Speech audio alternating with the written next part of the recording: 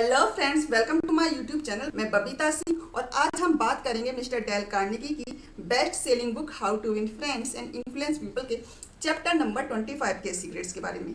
लेकिन आगे बढ़ने से पहले मैं आपको बताना चाहूँगी, ये वीडियो एक complete social skill development training का पार्ट है, जिसकी प्लेलिस्ट मैंने बनाई हुई है। उसका लिंक आपको नीचे डिस्क्रिप्शन में भी मिल जाएगा और इधर भी मिल जाएगा। तो आगे बढ़ते हैं चैप्टर नंबर 25 के बारे में। जो चैप्टर है इसका नाम है give a dog a good name, यानी कि आप किसी को भी एक अच्छा सा टाइटल देते हैं, अच्छी सी इमेज देते हैं या अच्छी सी रेपुटेशन देते हैं और आप उससे कहते हैं कि उसके अंदर ये क्वालिटी है, ये कैरेक्टरिस्टिक्स है, तो वो उस क्वालिटी को, उस रेपुटेशन को बचाने के लिए अपना 100% देता है। और अगर आप चाहते हैं कि किसी के अंदर कुछ खास क्वालिटी डेवलप हो जाए, तो आप उससे अगर झूठ मूठ भी बोलते हो कि उनके अंदर ये क्वालिटी है, तो वो क्वालिटी उनके अंदर डेवलप होने लगती है। सपोज आप अपने फ्रेंड को बोल रहे हो कि यार तू लीड बहुत अच्छी करता है, लोगों को मैनेज बहुत अच्छा करता है, तो उसको ऐसा लगेगा कि उसके अंदर वो क्वालिटी है लोगों को मैनेज करने की, तो वो ऑटोमेटिकली लोगों से बात करेगा, लोगों को लीड करने की कोशिश करेगा और उस क्वालिटी को धीरे धीरे डेवलप कर लेगा। ये एक ह्यूमन नेचर है। तो अगर आप चाहते हैं किसी के अंदर खास क्वालिटी डेवलप करना, तो आप उसके दिमाग में ये बात बिठा सकते हैं कि उसके अंदर ये क्वालिटी है। इसी पॉइंट को एक्सप्लेन करने के लिए मिस्टर डेल कार्नेगी ने कई सारे इंसिडेंट और स्टोरीज शेयर किए हैं, जो अब मैं आपके साथ शेयर करने वाली हूँ। तो पहली स्टोरी में उन्होंने बताया है कि मिस्टर हेनरी हैंक थे, जो एक सर्विस मैनेजर थे बहुत बड़ी ट्रक डीलरशिप कंपनी के। और उनकी कंपनी में एक छोटी सी प्रॉब्लम आई थी कि उनका एक वर्कर था विल, जो पहले बहुत अच्छा काम करता था, लेकिन धीरे धीरे उसके काम की क्वालिटी और काम की स्पीड गिरती जा रही थी। अब नॉर्मल इंसान होता या नॉर्मल कंडीशन होती तो क्या करता, वो उस एम्प्लॉय को या वर्कर को गालियाँ देता, उस पर गुस्सा करता, उसे डराता, उसको नौकरी से निकाल देता मैक्सिमम। लेकिन इसका फ़ायदा क्या होता, दोनों ही एक दूसरे से नाराज़ होते और जो सिचुएशन थी वो तो सॉल्व नहीं होती। तो जो मिस्टर हेनरी हैंक थे, उन्होंने एक अलग तरीका निकाला। उन्होंने मिस्टर बिल को, यानी अपने एम्प्लॉय को, अपने वर्कर को अपने ऑफिस में बुलाया और उससे फेस टू फेस बात की। और सबसे पहले उससे कहा कि मिस्टर बिल, आप एक बहुत ही अच्छे मैकेनिक हो और सचमुच एक बहुत अच्छे मैकेनिक हो, सालों से हमारी कंपनी में काम कर रहे हो।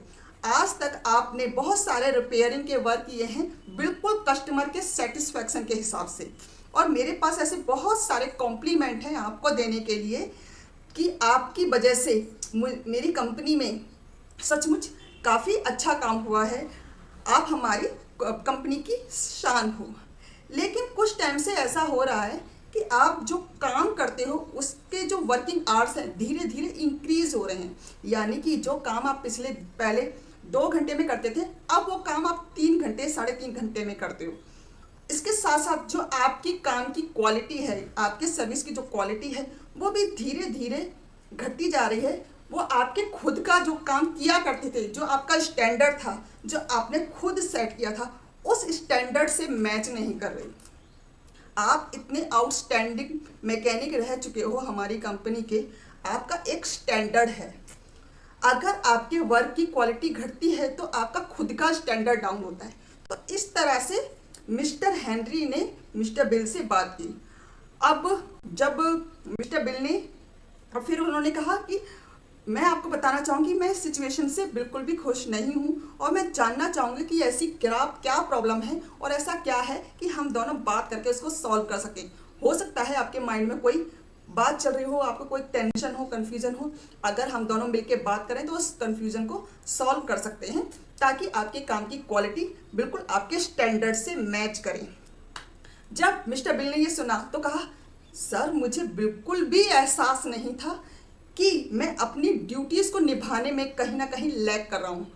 लेकिन आप विश्वास कीजिए, जो भी काम मेरे पास आ रहा है वो मेरे एक्सपर्टाइज लेवल से बिल्कुल भी ज़्यादा नहीं है। मैं आज भी उतनी ही काबिलियत से, उतने ही पैशन के साथ और उतनी ही स्पीड से अपने काम को अंजाम दे सकता हूँ जैसे पहले दिया करता था।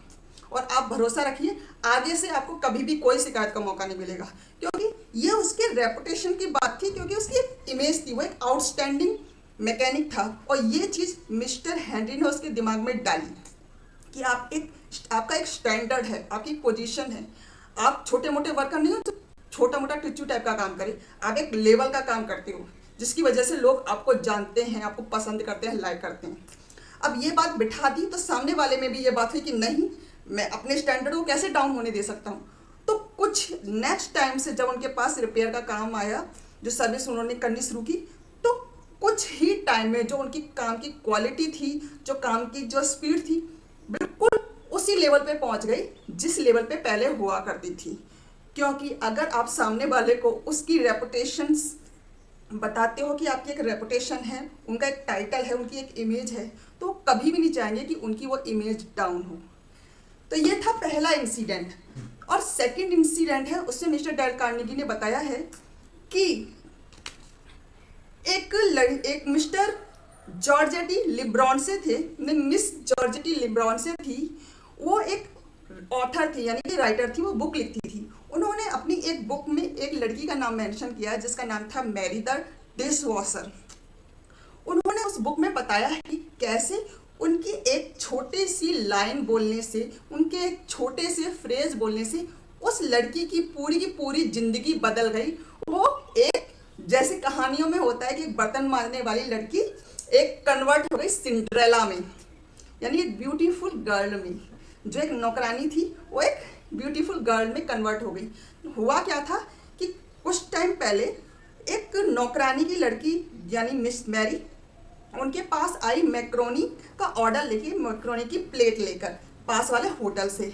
अब उसने होल्ड कर रखी थी और उसने वो मैक्रोनी की टेबल पे रखने वाली थी। तो जब से उसको देखा, उसने कहा कि उस लड़की से कहा, मैरी, ना जाने तुम कौन सा खजाना अपने अंदर छुपाए रखी हो जिसे बाहर निकलने नहीं देती। उसने ऐसा कुछ कहा उससे, मैरी से।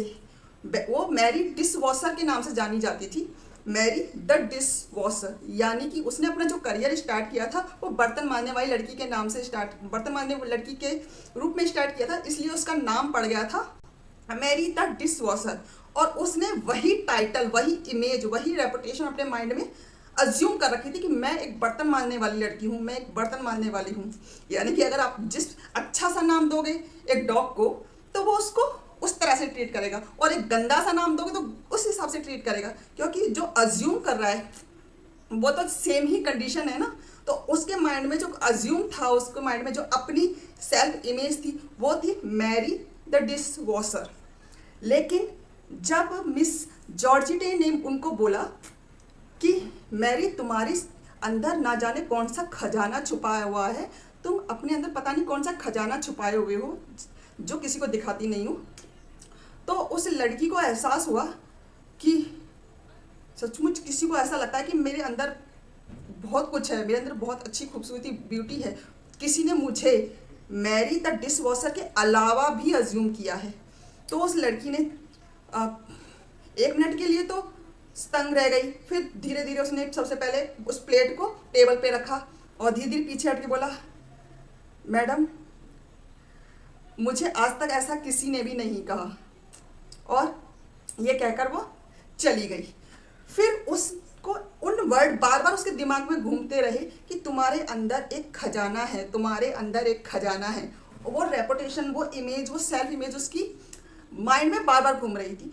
तो उस लड़की ने अपनी शकल सूरत पर ध्यान दिया, अपने ब्यूटी पर ध्यान दिया, अपने चेहरे की, अपने कपड़े की, अपनी बॉडी की केयर करनी स्टार्ट की। और 2 महीने के बाद उसी लड़की ने मिस लिब्रॉन्से को बताया कि मैडम, मेरी शादी होने वाली है, हमारे होटल का जो शेफ है उनके नेफ्यू से मेरी शादी हो रही है। अब ऐसा कैसे पॉसिबल हो पाया कि जो लड़की मैरी द डिशवॉशर के नाम से जानी जाती थी, जिसको कोई अटेंशन नहीं देता था, कोई बात नहीं करता था ज़्यादा, उसको सिर्फ नौकरानी की लड़की समझते थे, बर्तन मारने वाली समझते थे, वो लड़की, उस लड़की को शेफ के बेटे ने प्रपोज किया, उसको शादी के लिए बोला, क्योंकि वो एक ब्यूटीफुल प्यारी सी लड़की में कन्वर्ट हो गई थी। क्योंकि मिस लिब्रॉन्से की बातों ने उसके माइंड पे इतना बड़ा इम्पैक्ट डाला कि उसने अपने आप से प्यार करना शुरू किया, अपनी वैल्यू करनी शुरू की, अपने आप को समझना शुरू किया कि वो सचमुच एक ट्रेजर है, एक खजाना है, उसके अंदर एक खजाना छुपा हुआ है। तो अगर आप भी किसी के अंदर ये विश्वास दिलाना चाहते हो कि उसके अंदर वो क्वालिटी है, वो कैरेक्टरिस्टिक है जिसकी वजह से आप उसे पसंद करते हो, तो आप उसके माइंड में आसानी से बिठा सकते हो कि ये कैरेक्टरिस्टिक आपके अंदर है और इस वजह से मैं आपको पसंद करता हूँ। ऐसी छोटी सी बात और मिस्टर डेल कार्नेगी ने शेयर की है कि एक सेल्स रिप्रेजेंटेटिव थे जिसका नाम था बिल पार्कर। वो एक फूड कंपनी में फूड कंपनी के रिप्रेजेंटेटिव थे। अब उनकी कंपनी ने, फूड कंपनी ने और भी सारे प्रोडक्ट लॉन्च किए थे और वो बड़े एक्साइटेड थे कि मैं उस फूड के बारे में बताऊं, वहाँ पर जाकर मार्केट में जाके बताऊं कि हमने लॉन्च किए हैं। जो भी उनके खरीदार थे, जो भी उनसे पैसे वो फूड वगैरह लेते थे। अब जो बहुत बड़ा सुपर मार्केट थी वहाँ पर जिससे उनको ऑर्डर मिलते थे, उनका जो मैनेजर था उसने उसको वो ऑर्डर देने से मना कर दिया। अब सुपर मार्केट, जैसे आप जाते हो, बहुत सारी मार्केट होती है ना, जैसे कानपुर में ही कानपुर मार्केट है, सदर मार्केट है, जैसे इतनी बड़ी मार्केट के जो मैनेजर थे, यानी कि इतने बड़े एरिया के जो मैनेजर थे, उसने मना कर दिया कि हम आपकी प्रोडक्ट और नहीं रखेंगे, वही प्रोडक्ट रखेंगे जो पहले चलते थे। तो वो इस बात से लेकर काफ़ी दुखी था। अब वो पूरे दिन तो ऐसे ही घूमता रहा कि क्या करूं। फिर उसने एक बार मन बनाया कि दोबारा जाकर मिलता हूं। तो शाम को जाकर वो दोबारा उस मैनेजर से मिला और कहा, सर कुछ ऐसा था तो शायद मैं भूल गया आपको बताना सुबह, इसलिए मैं आपको बताना चाहता हूं।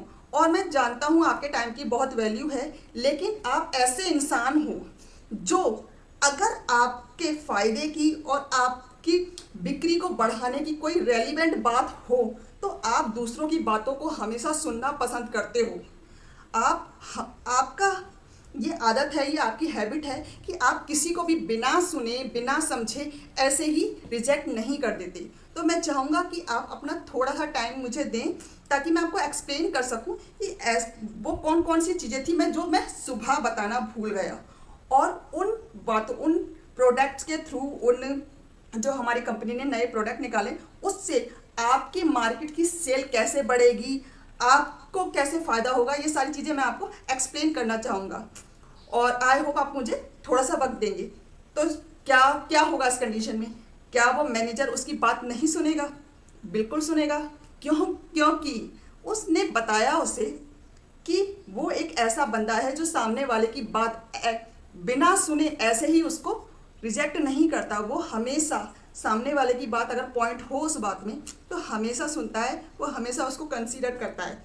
यानी कि उसकी इमेज, उसकी जो एक आइडेंटिटी थी वो उसके माइंड में क्लिक कर दी कि आप ऐसे बंदे हो, आपका ये स्टैंडर्ड है। और सीधी सी बात है, उसने कहा कि हाँ चलो ठीक है, 10 मिनट मैं आपको देता हूँ, बातें करते हैं। तो उसने उससे बातें की, उसको बताया अपनी फूड चेन के बारे में कि हमने नए प्रोडक्ट लॉन्च किए हैं, ये प्रोडक्ट हैं, इसको आप इस तरह से सेल कर सकते हो, ये आपके इस प्रोडक्ट के साथ सेल हो जाएंगे और इससे आपको इतना फ़ायदा होगा, आपकी मार्केट की वैल्यू इतनी बढ़ेगी। उस तरह से उसको जो वो ऑर्डर था, जो सुबह नहीं मिला था, वो इवनिंग में मिल गया। तो ये था इफ़ेक्ट कि अगर आप एक इंसान को एहसास दिलाते हो, उसकी रेपुटेशन याद दिलाते हो, उसका एक स्टैंडर्ड है, ये उसके माइंड में सेट करते हो, उसकी एक वैल्यू है, उसकी एक सेल्फ इमेज है, ये उनको बताते हो, तो सामने वाला उसी के अकॉर्डिंग काम करता है और अपना 100% देने की कोशिश करता है। तो आज के लिए बस इतना ही। ये इसका फर्स्ट पार्ट था। सेकंड पार्ट लेकर मैं बहुत जल्दी हाजिर हो जाऊंगी। Have a nice day, bye bye.